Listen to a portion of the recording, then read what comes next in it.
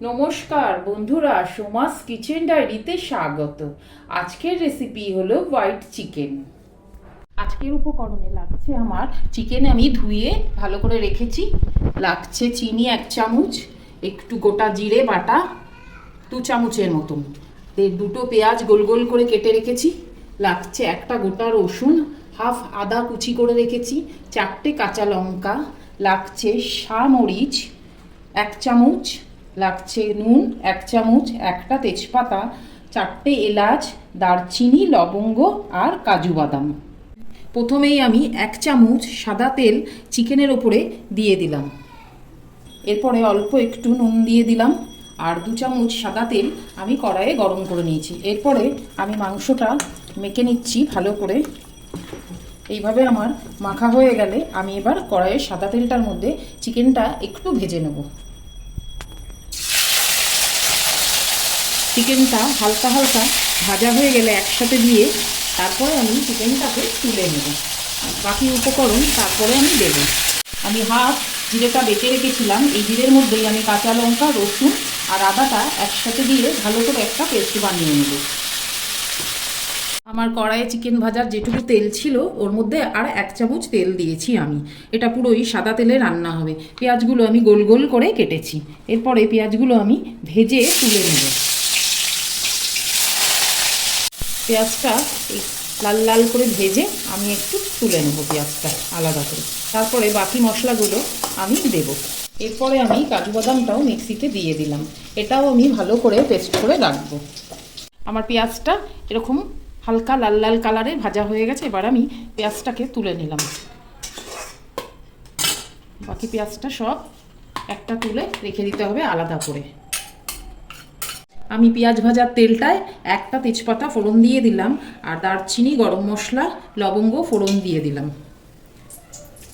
এরপরে ফোড়নটাকে ভালো করে একটু ভাজা হয়ে গেলে এরপরে আমি আদা, রসুন, কাঁচা লঙ্কা আর জিরের পেস্টটা দিয়ে দিচ্ছি। ভালো করে মশলাটা নাড়িয়ে নিয়ে গ্যাসের ওভেনটা আঁচটা জোরে করে দেব। এটা একটু 10 মিনিট ভালো করে কষে নিয়ে তারপরে বাকি মশলাগুলো দেব। এই মশলাটার সাথে 1 চামচ নুন দিয়ে একসাথেই কষবো। ভালো করে এটা কষে গেলে তেল ছেড়ে গেলেই বোঝা যাবে কষে গেছে। আমার মশলাটা 10 মিনিট কষাও হয়ে গেছে, দেখুন তেল ছেড়ে গেছে। এরপরে আমি কাজু বাদাম পেস্টটা দিয়ে দেব। কাজু বাদাম দিয়ে দিলাম। ভালো করে কাজু বাদামের সাথে কিছুক্ষণ 2 মিনিট ভালো করে কষে নিয়ে তারপরে আমি চিকেনটা দেব।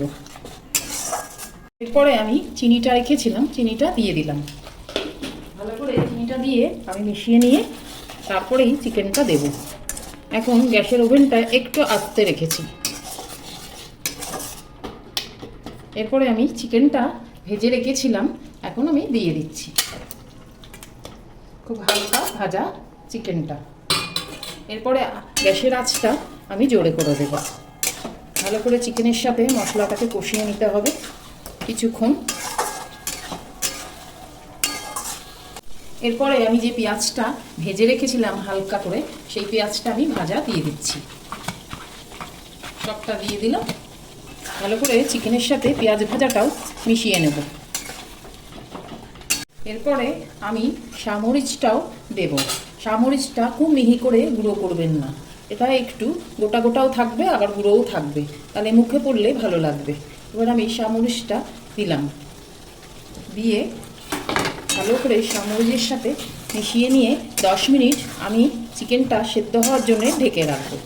এরপরে আমি চিকেনটাকে ঢেকে দেব, দিয়ে আঁচটাকে সিম করে 10 মিনিট রাখবো। আমার সিম আছে, ঢাকা ছিল 10 মিনিট। আমি এবার ঢাকাটাকে খুলে দিলাম। আমার পুরো মাংসের তেল ছেড়ে গেছে। আমার মোটামুটি চিকেনটা সেদ্ধও হয়ে গেছে। হ্যাঁ, সেদ্ধ হয়ে গেছে চিকেন।